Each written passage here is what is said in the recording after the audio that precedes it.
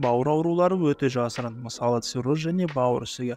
Олардан әлемде жыл сайын 2 миллион адам қайтыс болады. Бастапқыда олар өздерін мүлдем сезінбейді. Ал айқын белгілер ауыр кезеңде ғана пайда болады.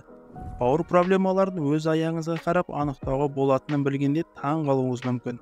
Сіз ойламайтын белгілері бар, бірақ олар бауыр ауруының белгілері болуы мүмкін.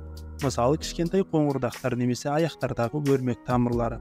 Бұл бейнеде біз сізге нақты не нәрсеге назар аудару керектігін айтамыз. Ал пайдалы бейнелерді жіберіп алмау үшін арнаға жазылып және қоңыраушаны басуды ұмытпаңыз.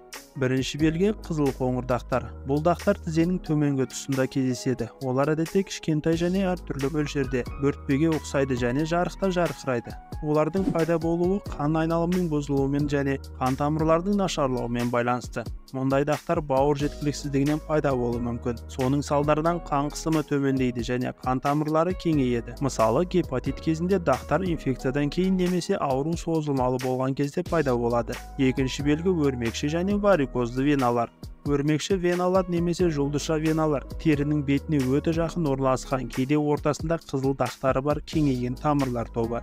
Сырттай қарағанда олар өрмекке ұқсайды. Бауыр ауруымен ауыратын адамның аяғында бірден бірнеше жұлдызша веналар болады. Кейде бұл варикозды тамырлардың дамуымен бірге жүреді. Аяқтардағы жұлдыздар қан тамырларына әсер ететін эстроген деңгейінің жоғарылауына байланысты пайда болады. Ал эстроген жүктілік кезінде немесе созылмалы бауыр аурулары кезінде жоғарылайды. Өрмекші тамырлардың көп саны көбінесе фиброзды, циррозды немесе алкогольдік гепатитті көрсетеді. Стат-Пиролс кітапханасының мәліметтері бойынша өрмекші веналардың көп санының пайда болуы 95% ықтималдылықпен бауыр ауруын көрсетеді. Үшінші белгі өкшенің жарылуы.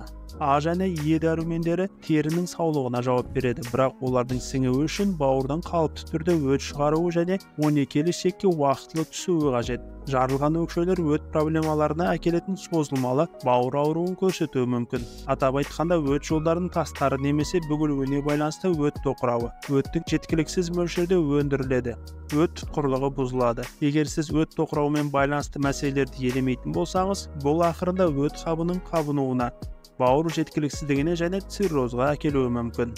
Төртінші белгі аяқтың қышуы. Созылмалы бауыр ауруы бар адамдарда аяқ түбінің қышуы жиі кездеседі. Әсіресе өт жолдарының зақымдалуымен және өт ағуының бұзылуымен байланысты. Бастапқы билиарлы циррозы бар адамдарда аяқтың немесе алақанның қышуы жағдайлары 70%-да кездеседі. Қышу тері астындағы өт тұздарының жиналуынан, сондай-ақ гистамин деңгейінің жоғарылауынан туындайды.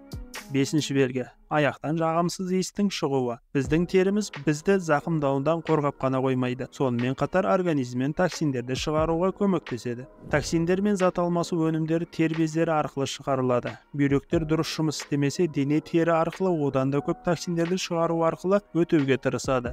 Бұл тердің жағымсыз иіске ие болуына әкеледі.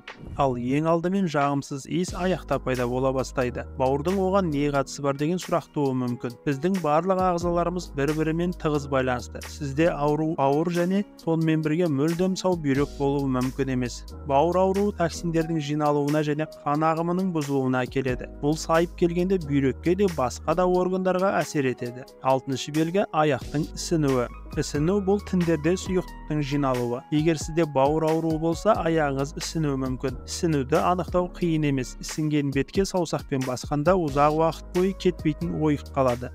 Аяқтың ісінуі порталдық гипертензиядан немесе альбумин деңгейінің төмендеуінен туындаған кеш симптом болып табылады.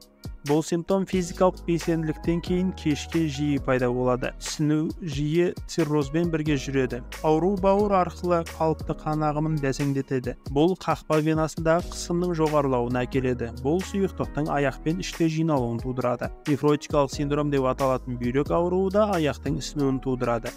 Жетінші белгі аяқтағы ауырсыну. Бауыр ауруы көбінесе аяқтардағы жүйке талшықтарының қабынусыз зақымдалуын тудырады. Бауыр патологиялары кезінде аяқтардағы шу сезімі немесе түсініксіз ауырсыну пайда болуы мүмкін. Жалпы бауырдың кез келген дерлік ауыр жарақаты аяқтың ауырсуына немесе ісінуіне әкелуі мүмкін. 8-ші белгі тырнақ саңырауқұлақтары. Егер сіздің тырнақтарыңыздың түсі өзгерсе, оларды кедір-бұдыр болып қабыршықтанып, жылтырлығын жоғалтқан, олардың астында ақтақтар пайда болған және аяқтарыңыздың терісі қабыршықтай бастаған болса, сізде тырнақ саңырауқұлақтары болуы мүмкін. Бірақ саңырауқұлақты бауырмен қалай байланыстыруға болады? Бұл қарапайым. Бауыры дұрыс емес адамдарда ішек микрофлорасының тепе-теңдігі бұзылады. Бұл тырнақ саңырауқұлақтарын, сондай-ақ қайызғақты және себореяны тудыруы мүмкін. 2009 жылы Европалық дерматология және венерология академиясының журналында жарияланған зерттеу тырнақ саңырауқұлақтары бауыр циррозымен, сондай-ақ Б және С вирустық гепатиттермен жиі дамитынын көрсетті. 9-ші белгі эритема. Бұл өте қызарған терінің шектеулі аймағы. Мұндай қызару көбінесе құрттар мен инфекцияға байланысты пайда болады. Бірақ тек ол ғана емес. Олар сондай-ақ бауыр ауруларында, атап айтқанда циррозда немесе жедел вирустық аутоиммундық гепатитте кездеседі. Эритема өт қабының ауруы, холецистит, фалангит немесе органның ісігі кезінде де пайда болуы мүмкін. Бауыр проблемаларының ең көп тараған себептері. Сонымен қазіргі адамдар үшін бауыр ауруларының жиі кездесетін себептері келесідей: дәрі-дәрмектің жанама әсерлері, диетадағы қанттың артық болуы, консервілер, диетада жаңа піскен шикі өнімдердің болмауы. Бұл бауыр мен бүйректі шамадан тыс жүктейді. Диетада көкөністер аз, ағзаға ферменттер мен антиоксиданттар жеткіліксіз. Алкогольді тұтыну. Диетадағы артық ақуыз бауыр мен бүйрекке шамадан тыс жүктелетін азотты метаболикалық өнімдердің көп мөлшерін қалыптастыруға әкеледі. Маңызды ескерту: сипатталған әдістер тек диагнозды көрсетпейді. Олар тек бауыр проблемаларын көрсете алатын белгілер туралы білім береді. Бұл белгілердің әрқайсысы жеке басқа ауруларды көрсетуі мүмкін. Бірақ егер сіз осы белгілердің біреуін немесе бірнешеуін байқасаңыз, дәрігермен кеңесуді ұсынамыз. Дәрігермен кеңесусіз ешқандай ұсыныстарды қолданбаңыз. Комментарийге өз тәжірибеңізбен бөлісе кетіңіз. Жаңа бейнелер туралы бірінші болып білу үшін арнаға жазылып қоңыраушаны басуды ұмытпаңыз. Денеміздің сырын бізбен бірге ашыңыз.